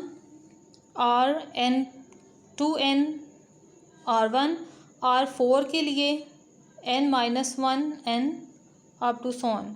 इसी तरह से बाकी वाली कंडीशंस के लिए भी हम अपना जो रो ऑपरेशन है वो अप्लाई करेंगे।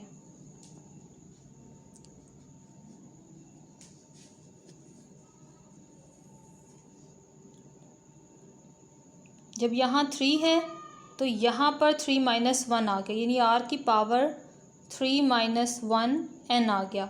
और जब यहाँ n है तो यहाँ आ गया r की पावर n-1 इंटू n। और अगर यहाँ 4 होगा तो यहाँ आ जाएगा r की पावर 4 - 1 इंटू n और साथ r1 ऐसे। ठीक हो गया। ये वाले रो ऑपरेशंस अप्लाई करेंगे तो सारे रोज़ हमारे पास 0 हो जाएंगी, जस्ट ये फर्स्ट रो रह जाएगी नॉन ज़ीरो, इसलिए इस मैट्रिक्स का रैंक आ गया हमारे पास 1। इम्पॉर्टेंट क्वेश्चन है ये वाला, इसे ज़रा अच्छे से प्रैक्टिस कर लीजिएगा। नेक्स्ट है reduce each of the following matrices to the canonical form, in each case also find non singular matrices P and Q।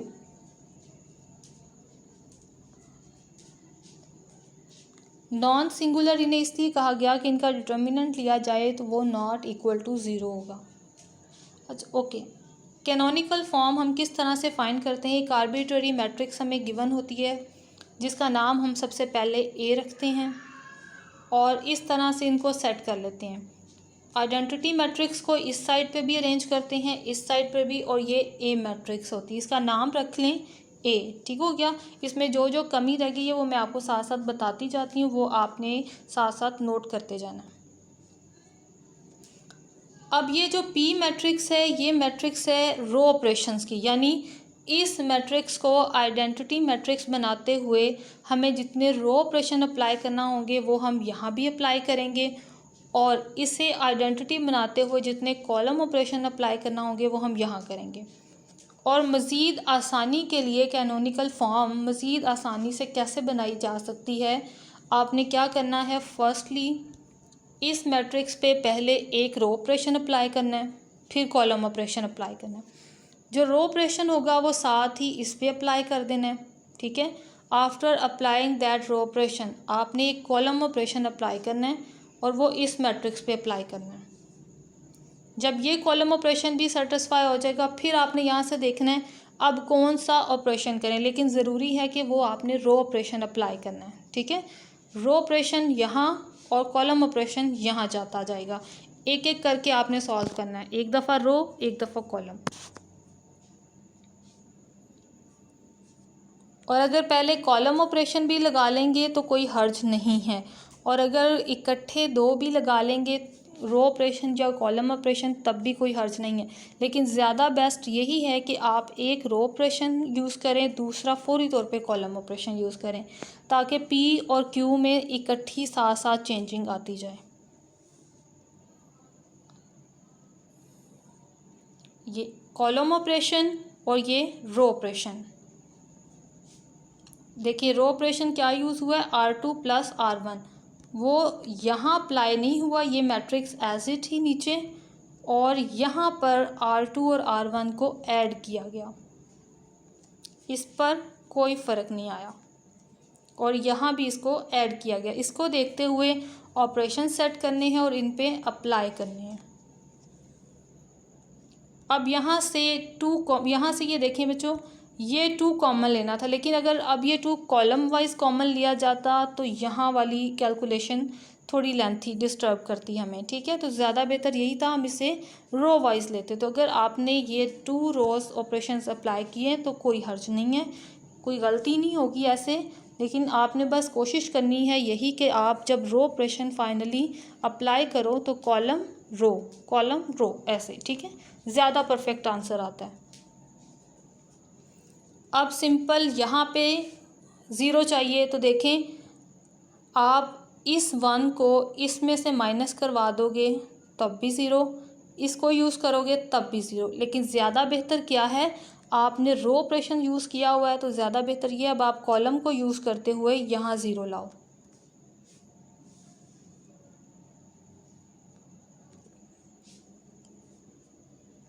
Okay, आपने यहाँ पे रो ऑपरेशन ही अप्लाई कर लिया। ठीक है, ठीक है, गलती नहीं है, करेक्ट ही है आपका आंसर। आपका आंसर गलत नहीं शामिल होगा, गलत में शुमार नहीं होगा।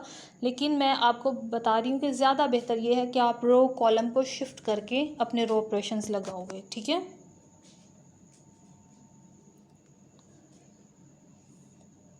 पी और ये क्यू, ये दोनों आप चेक भी कर लें, नॉन सिंगुलर होंगे। ठीक है, और इस फॉर्म को हम कहते हैं कैनोनिकल फॉर्म। और इसके बाद आपने वेरिफिकेशन भी करनी है। यहाँ पे आपने वेरिफिकेशन नहीं की, आपने वेरिफिकेशन करनी है पी, ए और क्यू को मल्टीप्लाई करवाना है। मल्टीप्लाई करवाने के बाद आपके पास यहाँ पर आइडेंटिटी मैट्रिक्स बनेगी। ठीक है, इन तीनों के ऑर्डर के मुताबिक जिस तरह की परफेक्ट आइडेंटिटी मैट्रिक्स बन सकती है, वैसी मैट्रिक्स आपके पास यहाँ आएगी। ये वेरिफिकेशन भी यहाँ पे शामिल करें आप।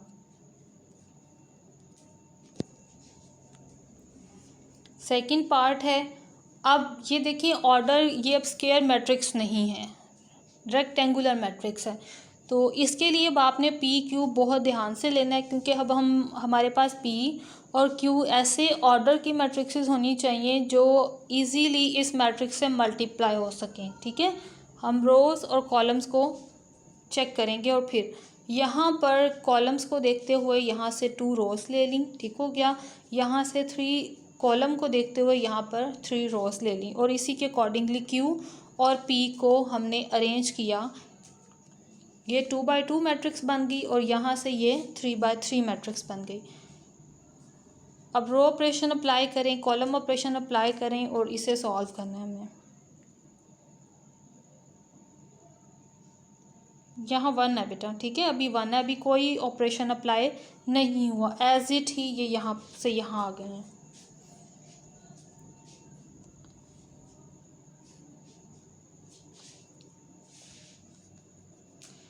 Interchanging R1 2, okay, row operation है सो यहाँ भी अप्लाई होगा।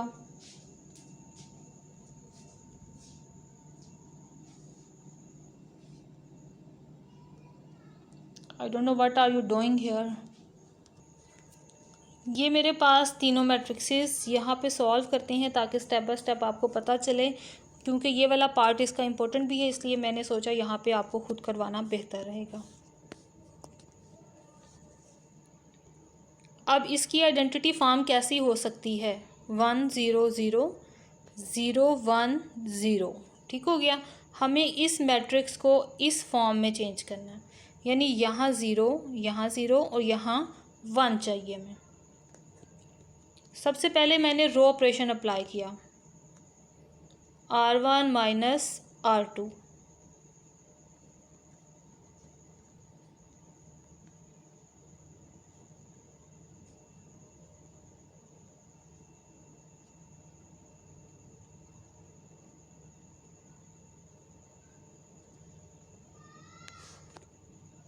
अब क्या चाहिए मुझे?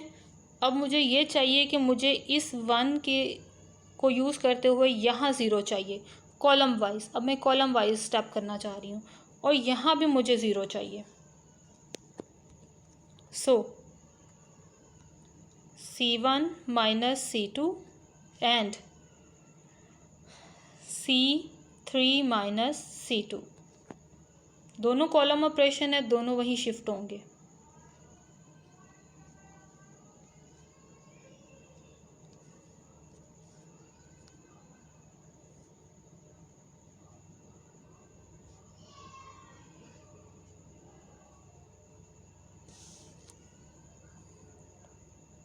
One as it minus 1 0। अब C3 माइनस C2 है,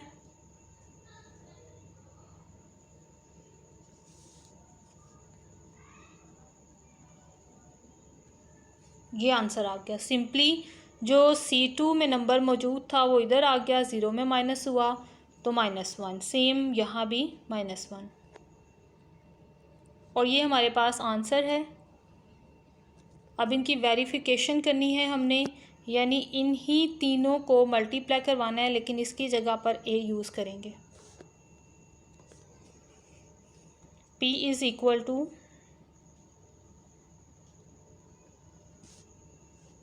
and q is equal to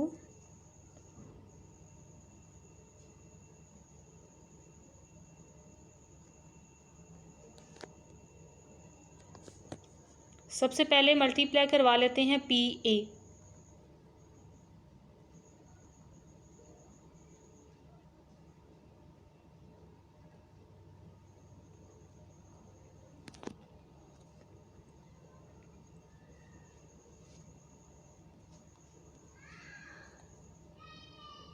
one 1। अब ये रो और इस कॉलम की बारी है, तो ये 0 1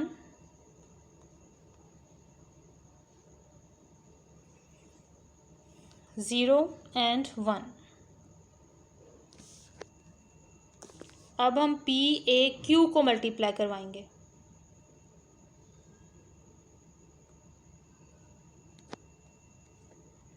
PAQ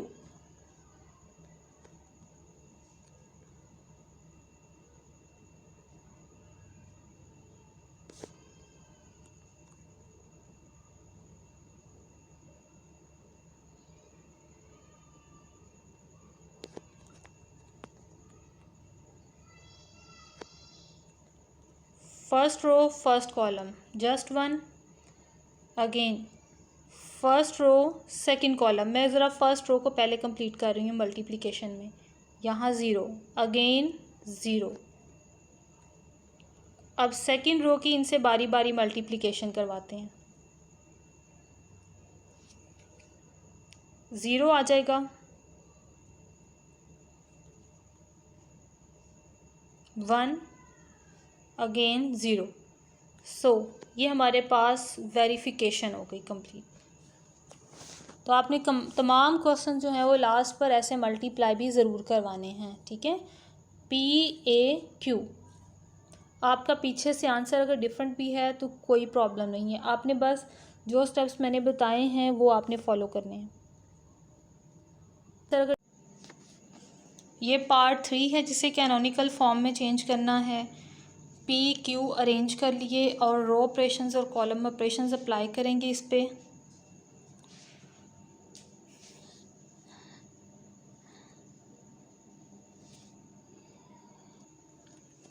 ये थर्ड पार्ट पे सबसे पहला रो ऑपरेशन ये अप्लाई हुआ यहाँ पे, R2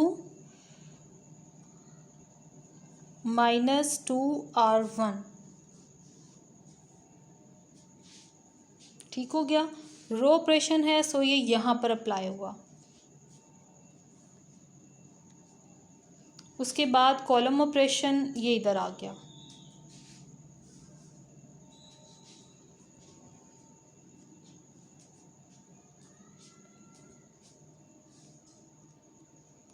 उसके बाद अगेन यहाँ पर आपने कॉलम ऑपरेशन यूज़ कर लिया, ठीक हो गया। ये 1 और यहाँ 0 ऑलरेडी है, यहाँ पर इस 3 को 0 बना लिया, ठीक हो गया।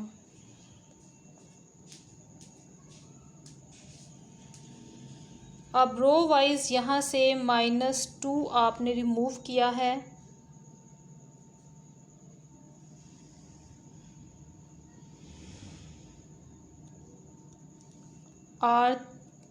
R2 + R3 डेफिनेशन से, यानी ये रो ऑपरेशन आपने यूज़ किया, ठीक हो गया। आपने 2 ऊपर कॉलम ऑपरेशन इकट्ठे यूज़ किए थे, यहाँ 2 आप रो ऑपरेशन यूज़ कर रही हो, ठीक हो गया। ये आंसर आ गया यहाँ से 11 और यहाँ से ये रिमूव हो, ये कंप्लीट फैक्टर आ गया। यहाँ पे 6 - 3 - 2 11 कॉमन ले लें। ओके, कॉलम ऑपरेशन यूज़ करते हुए आपने -3 को यहाँ से रिमूव कर लिया, ठीक हो गया। अब 11 कॉमन ले लें, चाहे रो वाइज लें चाहे कॉलम वाइज लें। और फाइनली ये आपके पास P मैट्रिक्स और ये Q मैट्रिक्स, आप इसको मल्टीप्लाई करवाएं PAQ को और चेक करें कि आपके पास ये वाली आइडेंटिटी मैट्रिक्स बनती है, ठीक है, तब आपका क्वेश्चन कंप्लीट होगा।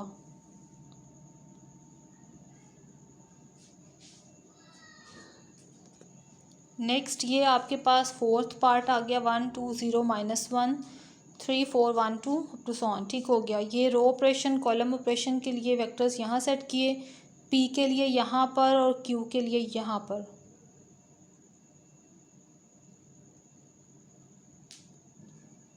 रो ऑपरेशन को यहाँ अप्लाई किया आपने और कॉलम ऑपरेशन के लिए आपने हमेशा यहाँ पर आना है, ठीक हो गया।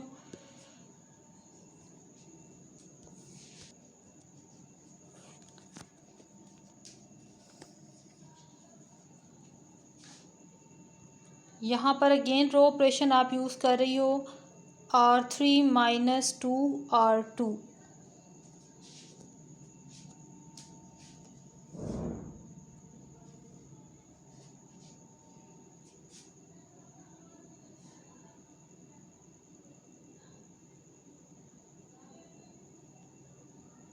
और ये कंबाइन कॉलम ऑपरेशन आपके यहाँ पर आ गए। ये कॉलम ऑपरेशन है, इनको इसी फॉर्म में लिखो, C3 + 2C2 and C4 - 5C2।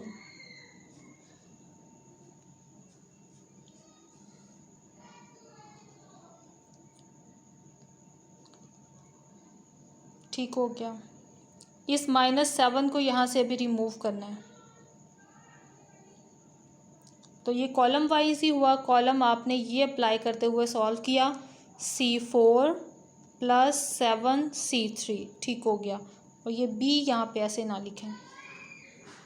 और ये आपके पास अब P मैट्रिक्स, ये Q मैट्रिक्स, इसकी वेरिफिकेशन करें PAQ और चेक करें आंसर इसका ये आता है जो यहाँ पर आपने आइडेंटिटी मैट्रिक्स बनाई। ये थोड़ा सा प्रोसीजर भी नेक्स्ट कंप्लीट करें अपना, और मल्टीप्लाई करवाने के बाद ये चीज़ आपने बतानी है कि ये I3 0 है और यहाँ पर 0 बताते हैं कि किस ऑर्डर का 0 है। 0 2 1 है, 0 1 2 है, लेकिन यहाँ पे क्योंकि 0 एक ही बचता है तो हम यहाँ पे 1 लिखेंगे, 1/1 ऑर्डर का एलिमेंट।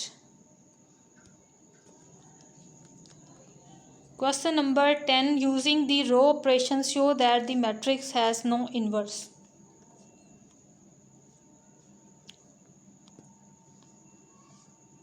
आइडेंटिटी मैट्रिक्स साथ में सेट कर लिया। अब रो ऑपरेशंस अप्लाई करेंगे इस पर और इसका इन्वर्स फाइंड करने की कोशिश करेंगे।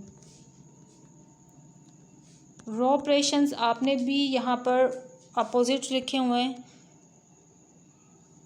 नहीं ठीक है, आपने ठीक लिखा हुआ, शाबाश। R2 माइनस R1 ठीक है। स्टेप आपका R3 प्लस R1 ठीक है, आपने प्लस किया इस -2 को रिमूव करने के लिए। ओके,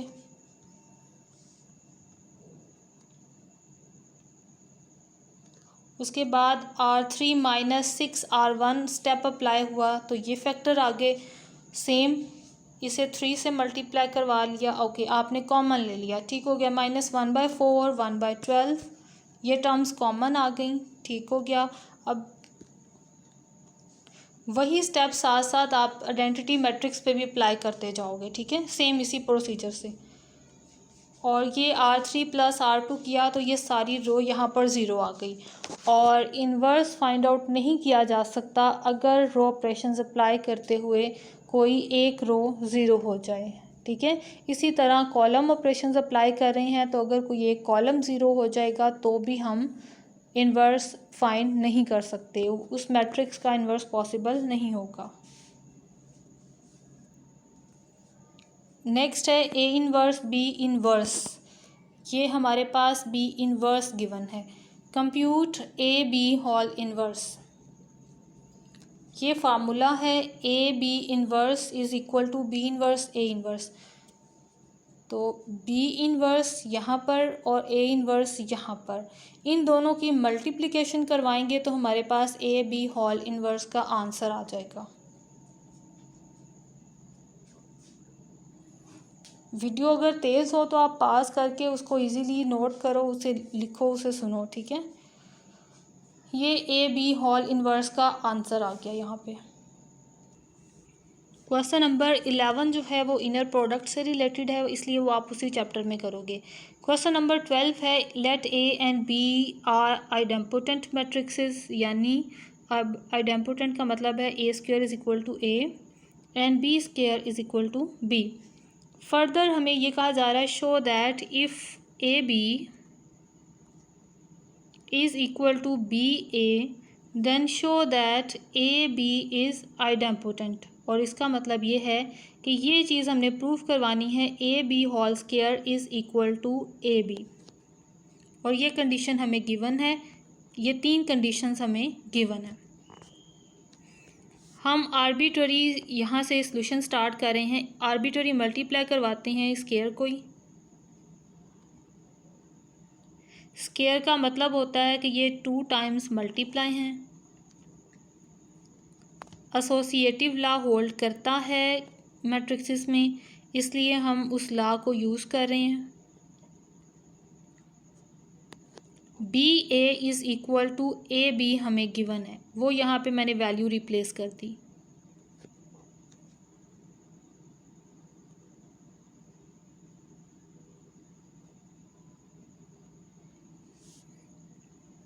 और अब वापस इनकी ब्रैकेट्स एसोसिएटिव लॉ के ज़रिए सेपरेट की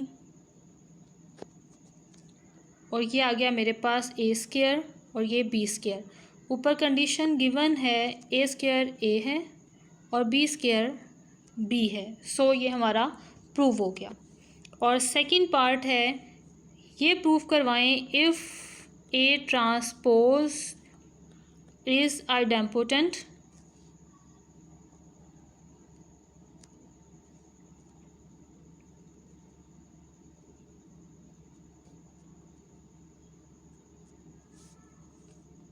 सो इज़ A। यानी अब ये प्रूव हमने करवाना है कि ट्रांसपोज आइडेम्पोटेंट है तो ही A आइडेम्पोटेंट हो सकता है। सो स्टार्ट करते हैं। A ट्रांसपोज का स्क्वायर है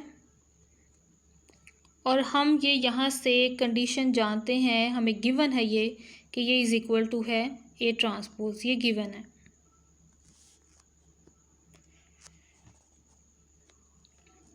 और इसी से ही हम अपना सॉल्यूशन भी स्टार्ट करते हैं। हमें पता है कि पावर और ट्रांसपोर्ट ये एक दूसरे की जगह पर रिप्लेस किए जा सकते हैं। ये इसी एक्सरसाइज के स्टार्ट में हमने प्रूफ भी किया है। दोनों साइड पे डबल ट्रांसपोज ले लें, यानी एक ट्रांसपोज और ले लें।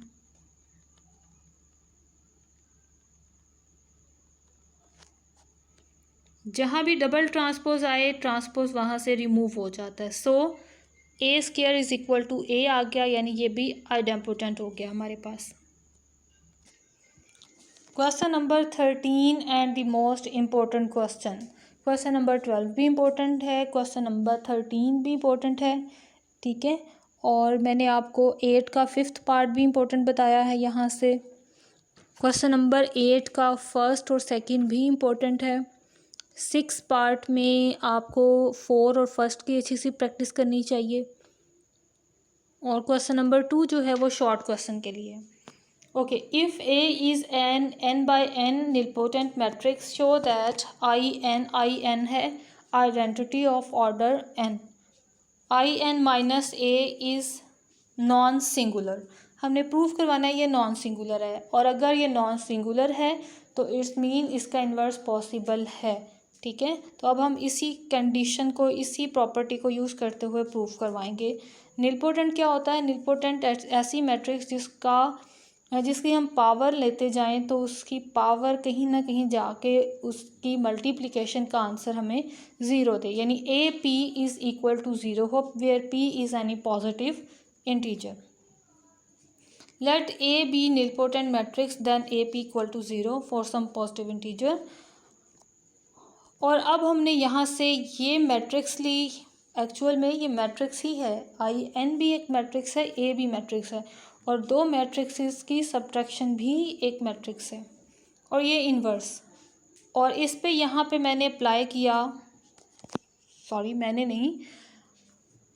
यहाँ पे अप्लाई हुआ बाइनोमियल थ्योरम। आप सीरीज़ भी कह सकते हो। आई डिनोट कर रही है यहाँ पे आइडेंटिटी, ठीक है, आइडेंटिटी मैट्रिक्स को शो कर रही है यहाँ पे। ओके, ये यहाँ पे ला यूज़ किया सिंपल। आपको मैं इस डेफिनेशन को थोड़ा सा चेंज कर दूँ ताकि आप और समझ जाओ।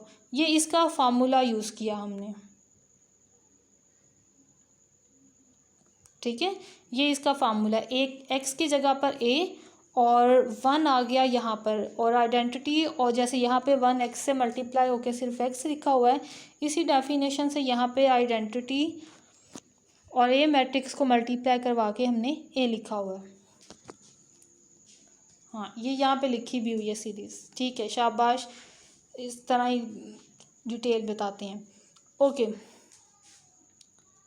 हमारे पास ये रिज़ल्ट है कि ये पी पावर है और इससे आगे वाली पावर्स हम कंसीडर करते हैं कि वो ज़ीरो हैं। और किस डेफिनेशन से ज़ीरो हैं? इस डेफिनेशन से, क्योंकि ये हमारे पास कंडीशन गिवन है A P equal to zero है, और अगर ए की पावर पी प्लस 1 है तो वो भी ज़ीरो ही है। वो कैसे? ए पी सेपरेट की मैंने पावर्स तो देखें, ये ज़ीरो है अगर, तो ये ए से मल्टीप्लाई होके इसको भी ज़ीरो कर देगी। इसलिए पी और पी से जितनी भी बड़ी पावर्स हैं वो सब हमारे पास ज़ीरो हो जाएंगी। तो इसलिए यहाँ पर p माइनस 1 तक पावर्स स्टॉप कर दी हमने। अब इन्हें मल्टीप्लाई करवा लिया, In को सबसे मल्टीप्लाई करवाएंगे तो यही आ जाएगा, यही सारा डाटा यहाँ आ जाएगा। और उसके बाद जब a से मल्टीप्लाई करवाएंगे तो सब चेंज तो होती जाएंगी। कैसे?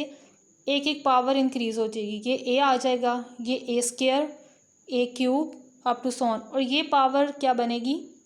देखें, p माइनस 1 है, जब एक पावर ऐड हुई इस a की तो ये पावर आ गई हमारे पास p, इसको ख़त्म कर दिया साथ ही, ये ज़ीरो हो गई। इसको मत लिखें, यहाँ पे लास्ट पावर लिखें p माइनस 1, और यहाँ भी लिखें p माइनस 1। ये आपने यहाँ लिखा हुआ है, यहाँ पे इसको भी p माइनस 1 में चेंज करें। अब देखें, तमाम फैक्टर्स आपस में कैंसिल हो रहे हैं। ये नेगेटिव साइन की वजह से ये सारे नेगेटिव में चले गए थे, और In से मल्टीप्लाई होकर ये सारे पॉजिटिव आए थे। ये मत लिखें यहाँ पे, इसको उधर ही रिमूव कर दें, ठीक है। ये p-1 कहें और माइनस ए पी लिखें, साथ में फिर यही कंडीशन लिखें AP = 0, इसको वहीं पे स्टॉप कर दें। और यहाँ बस ये वाली लाइन लिखने की बजाय इसको लिखें। वैसे हर्ज नहीं अगर आप ऐसे लिख भी रही हो, लेकिन यहाँ पे बेटा p-1 को ज़रूर इंटर कर लो फिर, ठीक है। और ये हमारी एक्सरसाइज 3.2 जो है ये भी कंप्लीट हो गई। जो इम्पोर्टेंट क्वेश्चंस थे वो भी मैंने आपको बता दिए, उन्हें मार्क कर लीजिएगा और प्रैक्टिस भी कीजिएगा। ओके, आज के लिए इतना ही। दुआओं में याद रखिएगा स्टूडेंट्स। अल्लाह हाफिज़।